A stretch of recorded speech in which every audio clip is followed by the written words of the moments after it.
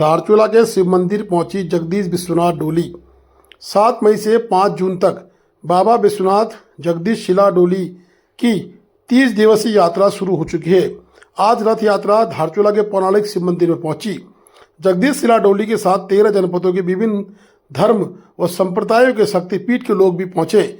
बता दें कि धारचूला पहुंचने पर व्यापार संघ के अध्यक्ष भूपेंद्र सिंह थापा, नंदा बिष्ट, विधायक प्रतिनिधि निरुप सिंह गर्ब्याल, शीला यहाँ की, मंजू उपाध्याय व अन्य लोगों ने हार्दिक स्वागत अभिनंदन किया।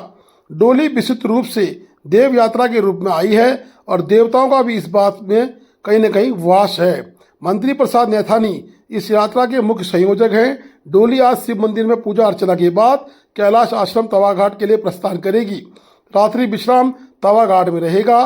पूर्व कैबिनेट मंत्री रह चुके मंत्री प्रसाद नैथानी ने बताया कि उनके द्वारा प्रथम बार डोली को हिमालय की तलहटी धारचूला में लाया गया है। साथ ही इस वर्ष डोली आदि कैलाश भी जाएगी। आदि कैलाश ओम पर्वत में पूजा अर्चना के बाद डोली वापस आएगी। उनके द्वारा बताया गया कि डोली प्रतिवर्ष निकलती है और 7 मई से 5 जून तक गंगा दशहरा के पावन पर्व पर संपन्न होती है। डोली यात्रा 13 जनपदों के विभिन्न स्थलों से देवालयों से आशीर्वाद स्वरूप भ्रमण कर धारचूला पहुंचती है और धारचूला से अब डोली पहली बार आदि कैलाश के लिए प्रस्थान करेगी। आदि कैलाश में डोली भजन कीर्तन करने के बाद वापस गंगा दशहरा पर्व के लिए आएगी। डोली के संयोजक ने बताया कि डोली के साथ श्री रूप सिंह बजियाल, हरिश्चंद्र दुर्गापाल, गोविंद पेटवाल, लक्ष्मण सिंह लमगड़िया आदि मौजूद है। हिमालयन पीठाधीश्वर स्वामी वीरेंद्र महाराज के आश्रम में आज रात्रि शिला डोली विश्राम करेगी और शिला डोली के द्वारा स्थानीय नागरिकों को आशीर्वाद भी दिया गया।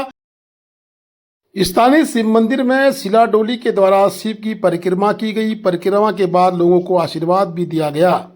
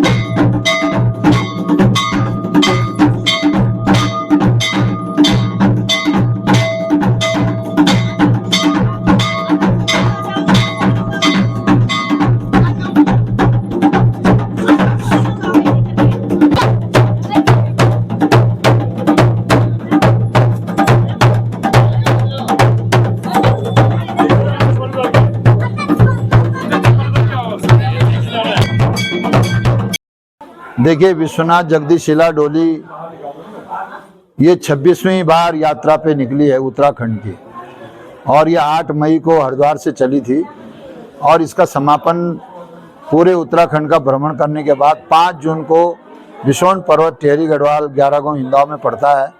वहाँ पर इस यात्रा का समापन होगा। इस यात्रा का जो मुख्य उद्देश्य है वो विश्व में शांति कायम हो, ये पहला उद्देश्य है। दूसरा उद्देश्य है कि जो हमारी देव संस्कृति है वो देव संस्कृति जिंदा रहनी चाहिए। तीसरा उद्देश्य है कि हमारे 4 धाम विश्व प्रसिद्ध हैं, यमुनोत्री, गंगोत्री, केदार, बद्री।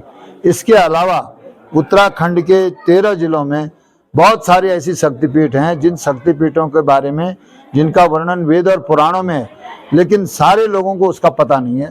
तो 1000 धाम चिन्हीकरण हो, 1000 धाम यहाँ बने और अब तक 26 वर्ष की यात्रा में डोली ने 378 देवालयों का चिन्हीकरण किया है कि उनको धाम का स्वरूप मिले।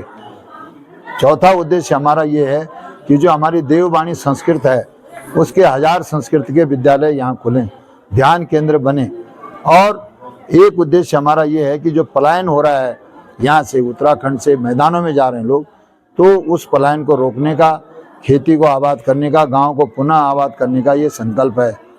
इस वर्ष जो यात्रा का जो उसमें एक नया आयाम है वो ये है कि जो पड़ोसी देश पाकिस्तान है जिसकी वजह से हमारे देश को नुकसान होता है बार बार, तो हम सारे देवालयों में जाकर के ये प्रार्थना कर रहे हैं कि पाकिस्तान का पूरे वर्ल्ड के नक्शे से नामो निशान मिटे।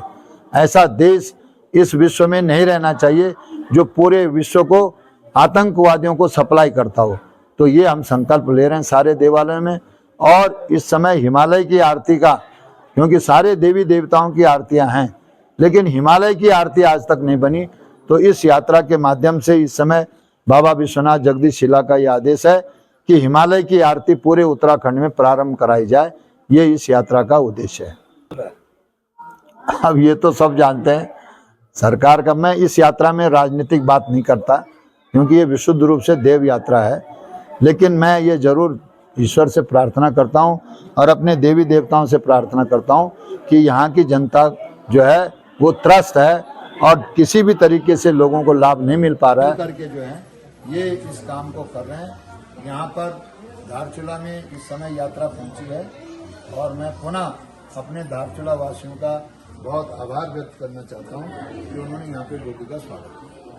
धन्यवाद सर, थैंक यू। यात्रा आगे तक जाएगी। उन लोगों को मालूम जी का फोन आ गया।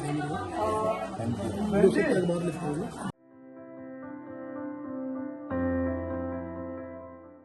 रात्रि 9:42 में जुम्मा बडगाम पोस्ट एसएसबी धारचूला क्षेत्र में स्थित सशस्त्र सीमा बल की पोस्ट पर अचानक ऊपर से चट्टान खिसक गई। पत्थर गिरने की सूचना प्राप्त हुई, जो कि दोबाट से इलाहाबाद की तरफ जाने के क्रम में जुम्मा से नीचे जुम्मा और नेपाल के झूला पुल बड़गाम पुल के आउटपोस्ट के पास की घटना बताई जा रही है। बता दें कि एसएसबी सदस्य रात्रि पे ड्यूटी में तैनात थे।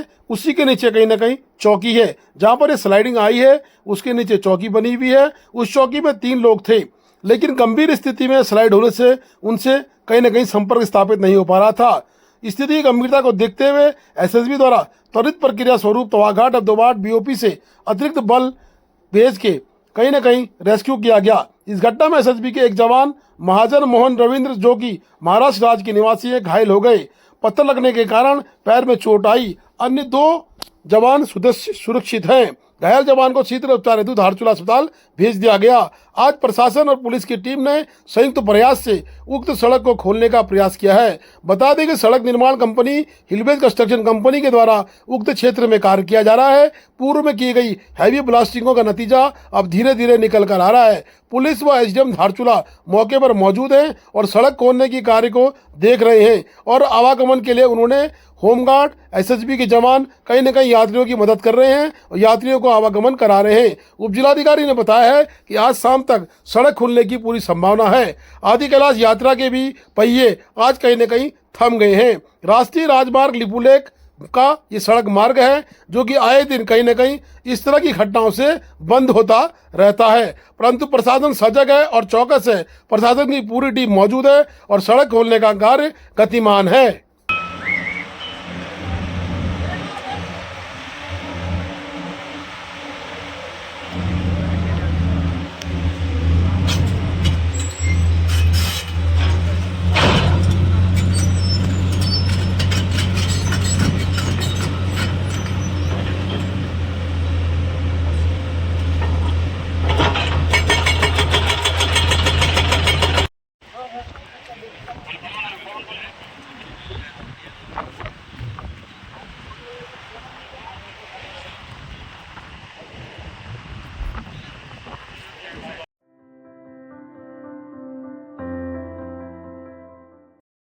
धारचूला के दारमा वैली में सीपीडब्ल्यूडी द्वारा प्रधानमंत्री सड़क योजना के तहत ढाकर तिदांग मार्चा सीपू के लिए 9 किलोमीटर सड़क का निर्माण कार्य चल रहा है। इस वक्त मशीन तिदांग से धौली नदी को पार करा के मार्चा के साइड में डाल दी गई है और मार्चा में काम शुरू कर दिया गया है। लेकिन मार्चा के पूर्व प्रधान जीवन मार्छाल ने आपत्ति दर्ज की है। उन्होंने कहा है कि जब तक धौली नदी में पुल निर्माण नहीं होता या पुलिया नहीं बनती है तो इस मोटर रोड का लाभ मार्चा, सीपू या अन्य गांव के ग्रामीणों को लाभ नहीं मिलेगा। उन्होंने कहीं ना कहीं ढाका तिदांग तक कटिंग का कार्य जो पूरा हो चुका है और बीच में जो पुल बनाने का कार्य है उसको तत्काल करने की बात कही है। उन्होंने कहा अगर सीपीडब्ल्यूडी प्रधानमंत्री सड़क योजना के तहत कार्य कर रही है तो ये पुल भी बनना चाहिए, जिससे कि आवागमन सरल हो सके, अन्यथा इस रोड का बनने का लाभ ग्रामीणों को नहीं मिलेगा। इसमें उन्होंने कहीं ना कहीं पुरजोर विरोध जताया है। लेकिन यहाँ से अभी फिलहाल ये रोड का कार्य कल यहाँ पर मशीन को पार किया गया, आज रोड कटिंग का कार्य यहाँ पर चल रहा है। आप लोग ये देख सकते हैं मशीन काम चल रहा है मार्चा और सीपू की ओर।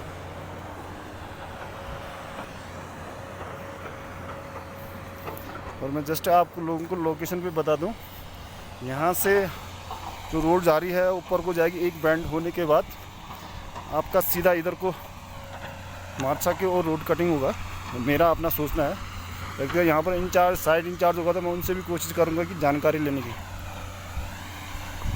और ये देख सकते हैं रोड का कार्य यहाँ पर चल रहा है।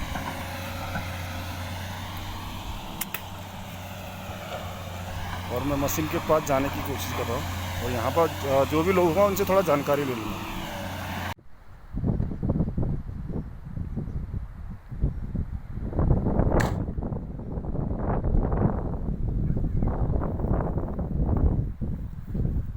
आप लोग देख सकते हैं मैं इस वक्त जस्ट तीदंग के पार मार्चा की साइड में खड़ा हूँ। आप लोग मेरे पीछे देख सकते हैं जो सिर्फ मार्चा के लिए रोड कटिंग हो रहा है। रोड तो कटिंग हो रहा है, गाँव वालों के लिए बड़ा सौभाग्य की बात है, लेकिन साथ ही साथ दुर्भाग्यपूर्ण की बात यह है कि जब तक मोटर पुल की सुविधा नहीं होती है, मोटर पुल का निर्माण नहीं होता है, सिर्फ मार्चा वालों के लिए जो अभी मोटर रोड कटिंग हो रहा है कोई फ़ायदा नहीं है। जब तक पुलिया का निर्माण नहीं होता है तब तक सिर्फ मार्चा वालों के लिए और अन्य यात्रियों के लिए या पर्यटन की दृष्टिकोण से कहे या जन सुविधा के लिए कहिए आप लोग, जब तक मोटर पुल का निर्माण नहीं होता लस्तर नदी में तब तक सीपी वाले इस मोटर पुल का कोई महत्व नहीं रहेगा। इसलिए मैं सरकार से अनुरोध करता हूं कि मोटर पुल के साथ साथ सिबू मार्चा को जोड़ने वाला लस्तर नदी में दौली नदी में पुलिया का निर्माण शीघ्र से किया जाए, ताकि इन स्थानीय जो दुर्गम क्षेत्र में रहते हैं सिबू मार्चा जो चाइना बॉर्डर के करीब रहते हैं उन लोगों को लाभ मिल सके। अन्यथा ये एक शो पीस के लिए रह जाएगा। मैं आप लोग को इस के माध्यम से आप लोग को अवगत करना चाहता हूँ। आप लोग देख सकते हैं मैं जस्ट ग्राम सभा तीदंग के पार मार्चा की साइड पर खड़ा हूँ। इस वक्त यहाँ पर जो मोटर रोड का निर्माण कार्य चल रहा है सिबू मार्चा के लिए, ग्रामवासियों के लिए बड़ा खुशी की बात है।